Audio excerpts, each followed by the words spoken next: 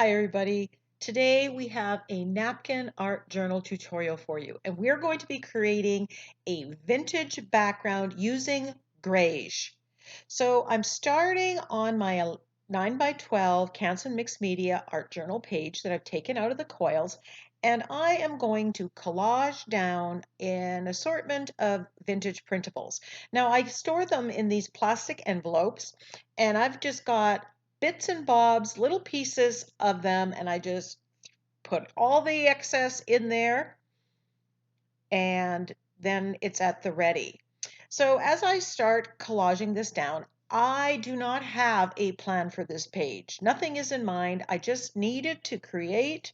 I needed to have some fun, and that was my only goal. And so I picked collage vintage printables from my prompt and process cards, and that's my beginning point. This is a piece of white napkin, the excess napkin that I stenciled on using the damask pattern. The flower that's there is from the Tim Holtz botanical tissues, and I've had that floating around on my desk for, a good couple months. So it was just time to use up those little bits on the page. Now, while I had some papers in my vintage printables that were more kind of the tea stain, coffee colored, yellow, brown tones, I ended up using most of the papers that were not exactly black and white. They're kind of gray, that grayish color, that color between beige and gray. And let me tell you, I love it on the background. Often when I'm doing vintage, I get it too dark, too brown, and I think this is the solution to that.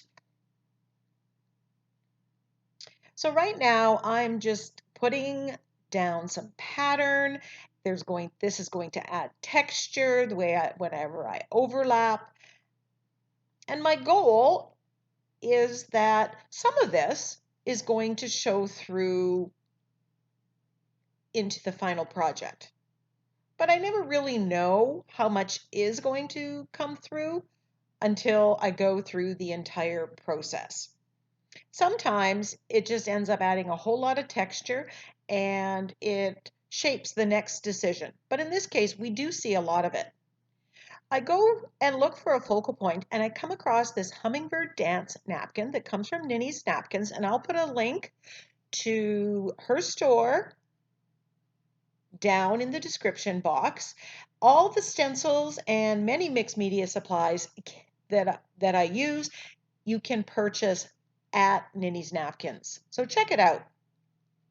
So once I've peeled off the excess 2 plies, I am going to isolate the different elements of the napkin. Now, while I love hummingbirds, I'm not going to be using the hummingbirds for this project. I'm really just interested in these vintage, worn wallpaper looking roses.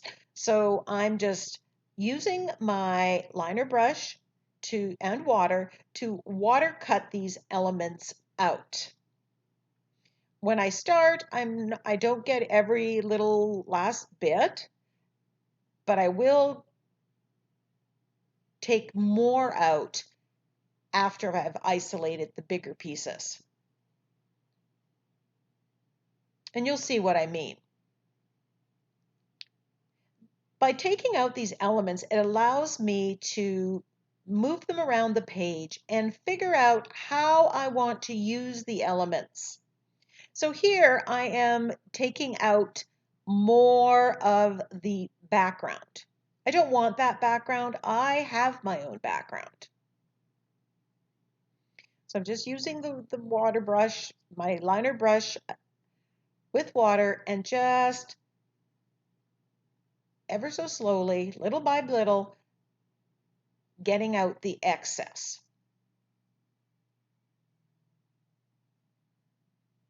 So now I spend a huge amount of time, not all of which is on the camera, rearranging these elements. So then I come back and I cut some parts out and I can just play with it. Now, while they say that you should have, odd numbers on the page, really any composition works. So play with it, turn the page from side to side, try different things, and come up with something different. Now, too often I put in the two corners. That's a really winning composition, but I didn't want to do that. So I'm just playing with these elements, turning them this way, that way, and just exploring some of the possibilities.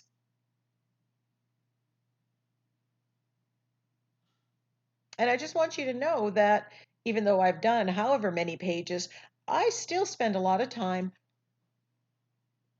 playing with it and making that final decision. So now that I have the ones that I want, I'm going to put away the excess, and you can check out by looking in the iCards in the top right hand corner video where I show how I store my napkins, the full ones and the partial ones.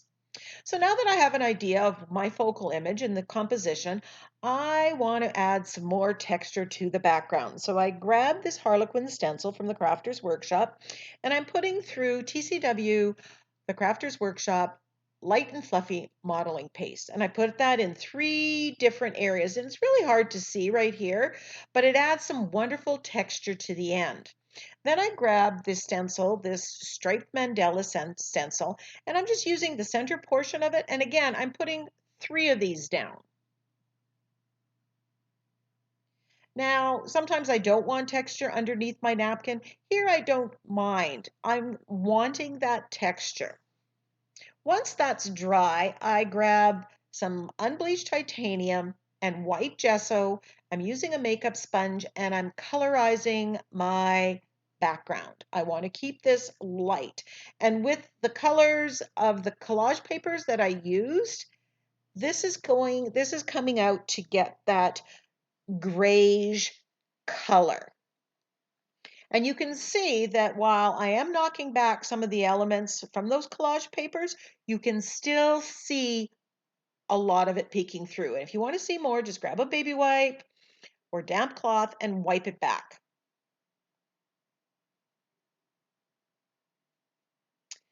Now I wanted a little more of this damask pattern. Remember I had stenciled this onto some white layers of napkin. So I grabbed my gray and I'm mixing it with the titanium, unbleached titanium, and I'm just stenciling this on. I'm not trying to be too perfect. It's vintage, it's faded. I just want to add more pattern to my background. And I love, love, love the gray with the unbleached titanium that gives that grayish look.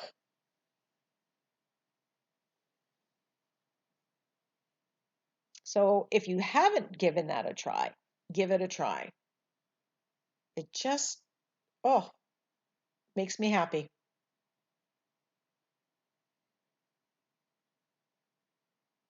So I've put the collage elements back where I have them, and I'm loving how it's all coming together. Then I grabbed this Tim Holtz Stampers Anonymous stamp set. It's called Papillon, and I'm going to use 2 of the stamps in this to just add a little bit more pattern to the background. Now, I'm not trying to get perfect stamping here. I want some of that script. I want some of the lettering on there, some of this detail. And for the most part, I'm trying to avoid where the napkin is going to be collaged down. Now I grabbed this other one and it has Paris, London, New York on it in letters, and I'm just stamping that here and there just to add that. I like the font that was used and I like the look that that gives.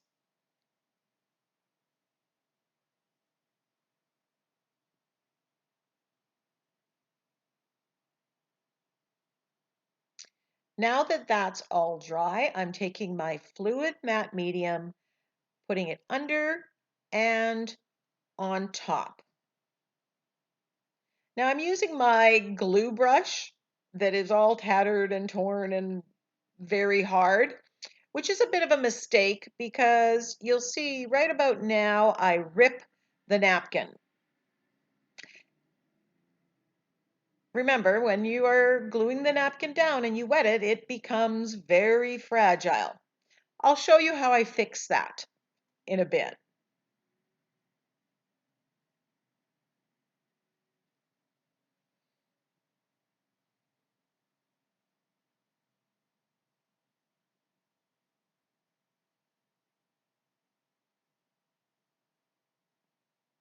So I'm just continuing to glue the elements down.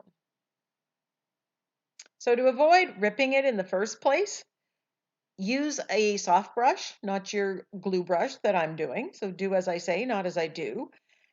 And be gentle. Go slow.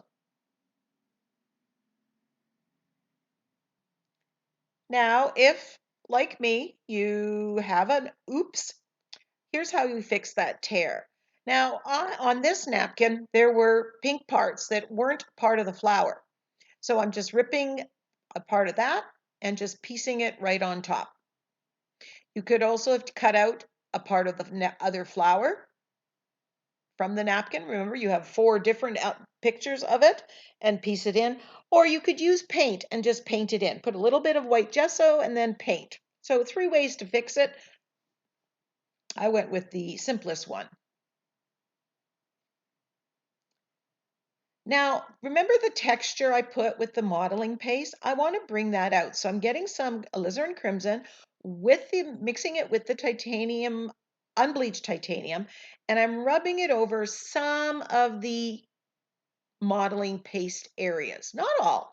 I don't want all of it to show, but I do want some. I'm also introducing a little bit of that pink from the roses into the background in this process. You'll see at the end with the close-ups how that really brought out the texture. Now I'm taking that same alizarin crimson and maybe a little bit of the unbleached titanium, and I'm thinning it down with water, and I'm just adding a little bit of a wash to parts of the napkin. I don't want to lose that weathered, faded vintage look that was in the napkin. But I do want to make the colors just a smidge more white, and doing a wash, especially with a color like alizarin crimson that's fairly transparent, works well. Now I'm splattering with the alizarin crimson, and then I splatter with the gray.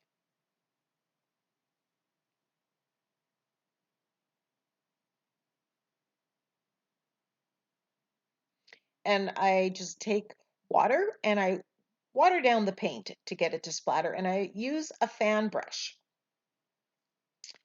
Now that that is all dry, I'm looking for a sentiment, and I go to my sentiment pack through the garden gate, and I find this one, the shortest path to heaven is through the garden gate. And I'm cutting off the excess of the white. Now I may have blown this up from the original size, and I have a video where I show how you can resize the sentiments. In fact, I'm going to resize part of this one in a little bit as well. Now this has too much white, so I'm cutting off a little bit more and playing with where I want the sentiment to go, how I'm going to arrange it.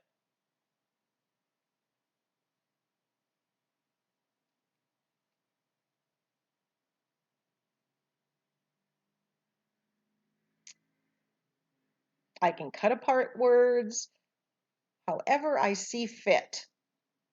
You do not have to use my sentiments the way they are in the pack.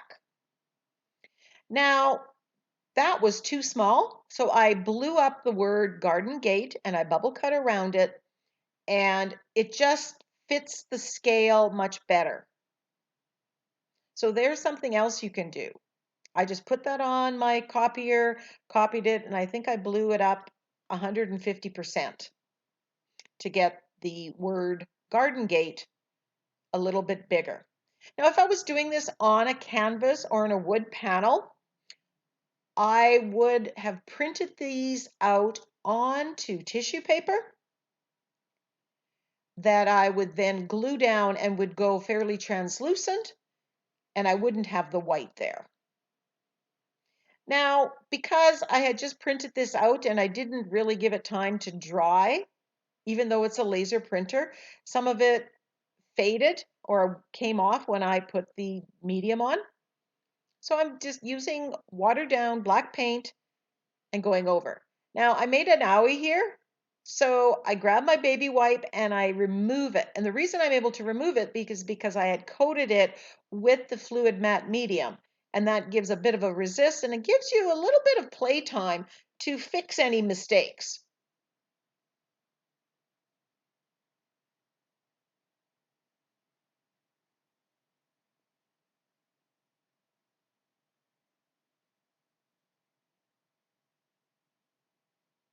You could take a marker and do this as well.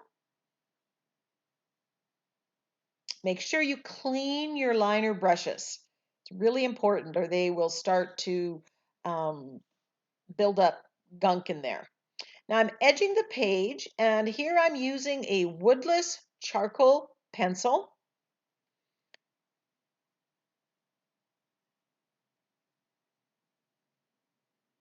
And smudging it with my finger.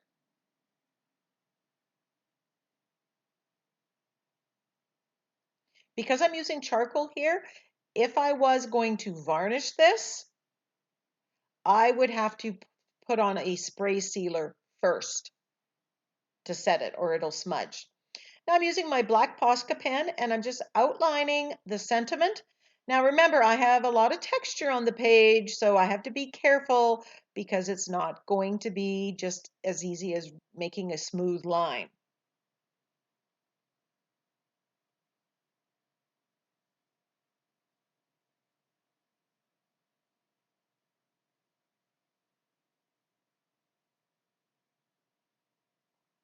And signing my art with my initials. Removing the tape, and if that doesn't come off easily, just give it a little bit of heat with the heat tool and then it will come off without ripping up the paper. Loving the page, and I hope you do too. So let's go over the steps using my prompt and process cards.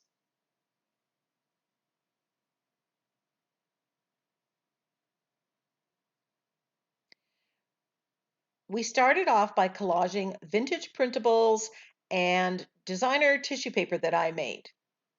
Just a reminder, my prompt and process cards are available at NinnysNapkins as a digital download. I put modeling paste through a stencil, two different stencils, to add texture to the page. And while you don't see it, so up front, it's there. I chose a napkin for the focal image, and I cut apart the elements and came up with my own composition. I colorized the page.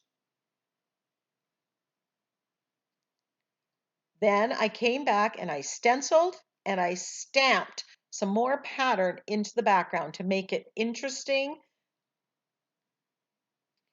I glued down or collaged down the focal image. And then I added a wash of color to the focal image to make it a little bit brighter. I rubbed paint over top of some of the high areas of the texture modeling paste to bring out that pattern. I splattered the whole page. I added the sentiment, and I edged the page with charcoal. Here are the close-ups. There's some real close-ups so you can see the texture and all that luscious detail. Everything that I added to this page, you can see at the end. Thank you so much for joining me. Give me a thumbs up, ask me a question, leave me a comment. Until next time, go get creative.